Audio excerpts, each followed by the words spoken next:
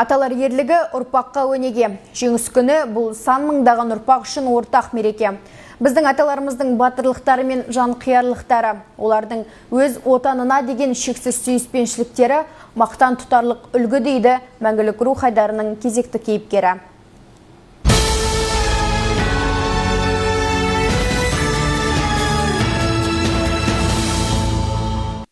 Назаров Файзолла. Ол әскерге қатысқан батыр. Ол әскерге 1939 жылы түсті. Өзі ол 1920 жылы 15 наурызда Қызылағаш ауылында туды. 1939 жылы әскерге қатысып, 1946 жылы үйге келді. Оның 5 медалі бар. Олардың біреуі ол ерлігі үшін берілген. Және де ол үйге келгесін өзінің әйелімен 4 бала тәрбиеледі. Осы кітапты менің әжем жазды. Осы кітапта барлық отбасы туралы бар.